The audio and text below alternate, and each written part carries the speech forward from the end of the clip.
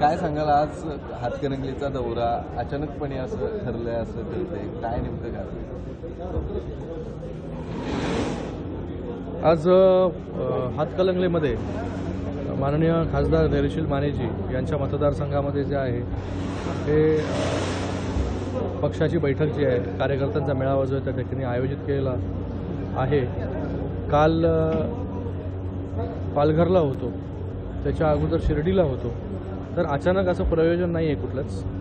जे ठरलेल्या बैठका ज्या आहेत, जेव्हा जेव्हा पक्षासाठी किंवा वेळ असतो तेव्हा या बैठका ज्या आहेत या सगळ्याच आमचे पदाधिकारी कार्यकर्ते जे आहेत हे या ठिकाणी घेत असतात. आणि माननीय मुख्यमंत्री एकनाथजी शिंदे साहेबांचं त्या ठिकाणी शिवसंकल्प अभियान जो आहे हा सगळ्याच मतदारसंघामध्ये सुरू आहे. आणि त्याचबरोबर येणाऱ्या काही दिवसांमध्ये जे आहे हे कोल्हापूर आणि हातकणंगलेमध्ये जे आहे हे पक्षाची बैठक देखील त्या ठिकाणी होणार आहे. पक्षासंबंधित कार्यकर्त्यांची भेटी, त्यांच्या काय समस्या आहेत त्या जाणून घेणं, पक्ष न्याय, विधानसभा न्याय जे आहेत ते त्या ठिकाणी बैठका होणार आहेत. त्याच्यामध्ये कार्यकारिणी पूर्ण झालेली आहे का, पक्ष संघटनेचं काम त्या ठिकाणी कसं आहे, कार्यकर्त्यांशी त्या ठिकाणी चर्चा करून बाबा कशा प्रकारे जे अजून लोकसभेमध्ये अजून चांगल्या प्रकारे काम आपण करू शकतो, विधानसभेमध्ये अजून कशाची आवश्यकता आहे, त्या सगळ्या गोष्टी ज्या आहेत त्या रुटीनमध्ये आहेत. त्या रुटीनमध्ये आम्ही त्या ठिकाणी करत असतो.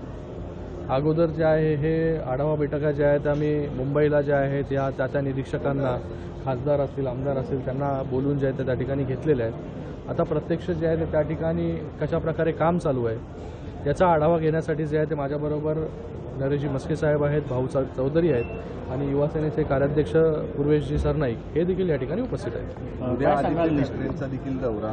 कोणाचा? मला नाही माहिती. निष्ठावंत कार्यकर्त्यांना अजूनही डावललं जातं अशा प्रकारचा आरोप करत जे उद्धव ठाकरेंच्या शेजारी बडवे आहेत अशा प्रकारचा आरोप जो आहे ते कोण आहेत? उद्धव ठाकरे यांच्या शेजारी बडवे आहेत, त्यामुळे निष्ठावंत कार्यकर्त्याला डावललं जातं अशा प्रकारचा आरोप.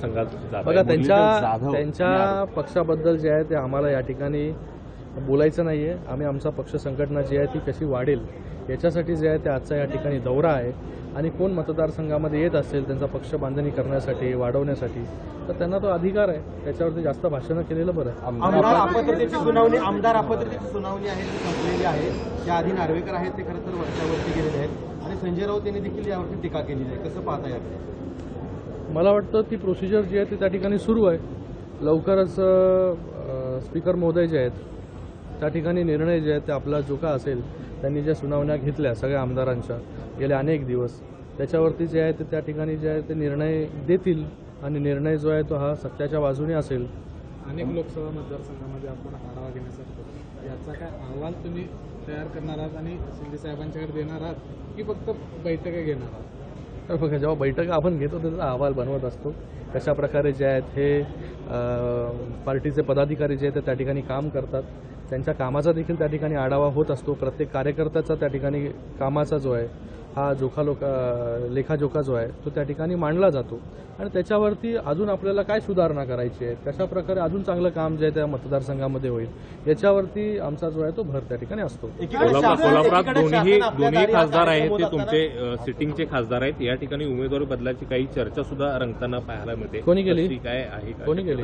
भाजपकडून दावा वारंवार केला कोण धनंजय माडिक म्हणतात की जर सांगितलं तर मी निवडणूक लढायची तयारी आहे माझी, तशा पद्धतीची भाजपची त्यांचं स्टेटमेंट मी ऐकलं. त्यांचं स्टेटमेंट जे असं नाही की मी लढणार आहे. मला वाटतं प्रत्येकजण पक्षश्रेष्ठी जो बोलेल तो आदेश मानायला जो आहे तो खालचा कार्यकर्ता जो आहे, पदाधिकारी जो आहे त्या ठिकाणी तयार असतो. आणि या ठिकाणी आमचे दोन्हीही जे आहेत खासदार मंडलिक साहेब असतील किंवा धैर्यशील मानेजी असतील त्यांच्या मतदारसंघामध्ये चांगल्या प्रकारचं काम जे आहे ते त्यांचं चालू आहे. शासन आपल्या दारी जो कार्यक्रम आहे त्या कार्यक्रमाचं एकीकडे ऑडिट करा असं सुप्रिया सुळे म्हटलेलं आहे. दुसरीकडे रायगडमध्ये जो कार्यक्रम झाला त्याच्यामध्ये कंत्राटदारांकडून कोट्यावधी रुपये उकळले असं जे आहे ते समोर आलेलं आहे. कसं पाहता याकडे? समोर आलेलं म्हणजे कोणी येऊन सांगितले, कंप्लेंट केली? या माध्यमांच्या मधून पुढे आलेला आहे असा आरोप झालेला आहे. माध्यमांना कोणी सांगितलं? आणि काय मला वाटतं इथे नाव घेऊन स्पेसिफिक रित्या जे आहे ते तुम्ही या ठिकाणी विचारलं पाहिजे मला. ऑपोजिशन काय बोलतंय, कोण काय बोलतंय, ह्याच्यावरती प्रत्येक वेळेस जे आहे ते मला वाटतं उत्तर देण्याची गरज नाही. आणि शासन आपल्या दारी हा जो कार्यक्रम आहे, हा कार्यक्रमाच्या माध्यमाने आजपर्यंत जे आहे गेल्या 7 महिन्यामध्ये 2 कोटीपेक्षा जास्त लोकांना जो आहे तो लाभ त्या ठिकाणी दिलेला आहे. अगोदर लोकांना जे आहे हे शासनाच्या मागे पळावं लागत होतं. अगोदर तर 2.5 वर्ष तर शासन घरात कुलूप लावून बसलं होतं. त्या ठिकाणी तर शासनापर्यंत कोण पोचू शकत नव्हतं. आमचं सरकार आल्यानंतर महायुतीचं आम्ही शासन आपल्या दारी म्हणजे शासनाला जे आहे सरकार लोकांच्या घरी पोचतोय. त्या ठिकाणी लोकांना जे आहे ते त्या ठिकाणी त्यांच्या स्कीम्स असतील, त्यांचे लाभ असतील, हे देण्याचं काम या ठिकाणी करतोय. आणि शासन आपल्या दारी हा जो कार्यक्रम आहे, या कार्यक्रमातून जे आहे लोकांना, सर्वसामान्य तळागाळातील लोकांना न्याय देण्याचं काम सरकार या ठिकाणी करत आहे. तर शासन आपल्या दारी हा जो कार्यक्रम आता लोकांपर्यंत, घराघरापर्यंत आणि मनामनापर्यंत पोहोचतोय. म्हणून यांच्या पोटामध्ये जे आहे ते पोटशूळ उठलेलं आहे.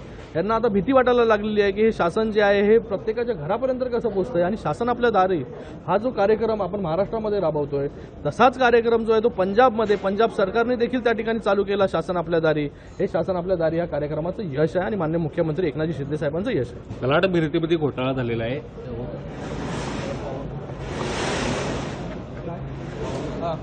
पावनखिंडचा एक विषय होता. तुझा प्रश्न घे. आता बघा, तलाठी भरतीचा मत गेल्या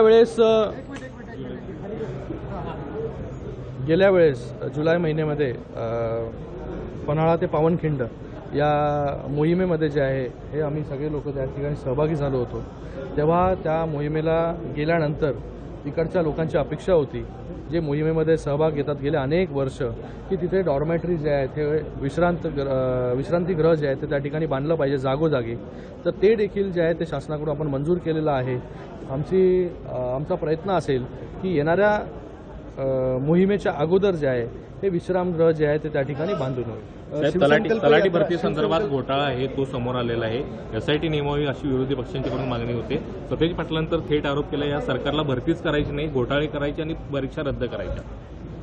बघा, मला वाटतं की याच्यामध्ये जी काय एन्क्वायरी जी आहे ही एन्क्वायरी त्या ठिकाणी होईल आणि त्याच्यामध्ये जे काही सत्य आहे ते बाहेर येईल. त्या ठिकाणी 10 जानेवारीनंतर शिवसंकल्प यात्रेत थोडाफार बदल केला जाईल असं म्हटलं जातं. बघा, हे माननीय मुख्यमंत्री महोदयांचा दौरा आहे या ठिकाणी.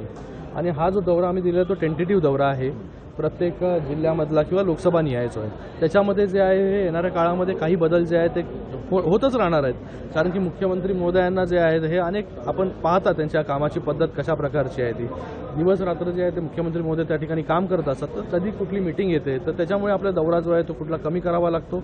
नंतर तो दौरा जो आहे ते पुढील काळामध्ये जो आहे जिथे कॅन्सल होईल तिकडे तो दौरा जो आहे तो पुन्हा जो आहे तो त्या ठिकाणी घेतला जाईल. पावनगडावरती अनधिकृत बांधकाम होतं, ते बांधकाम जे ते हटवण्यात आलेले. अशा पद्धतीचे अनेक ठिकाणी बांधकाम आहेत जे हटवण्यात यावीत अशी हिंदुत्ववादी संघटनांची मागणी. बघा, आपण प्रतापगडचा उदाहरण घ्या किंवा पन्हाळ्याचं उदाहरण घ्या किंवा बाकी ठिकाणचं उदाहरण घ्या. त्या ठिकाणी जे आहे जे अनधिकृत गोष्टी आहेत ते सरकार जे आहे ते त्याच्यावरती ॲक्शन या ठिकाणी घेत आहे आणि त्या विळख्यातून जे आहे हे त्या गडांना मुक्त करण्याचं काम जे आहे ते आपलं सरकार या ठिकाणी करत आहे. लोकशाही मराठी ऐका, पहा, जागरूक रहा.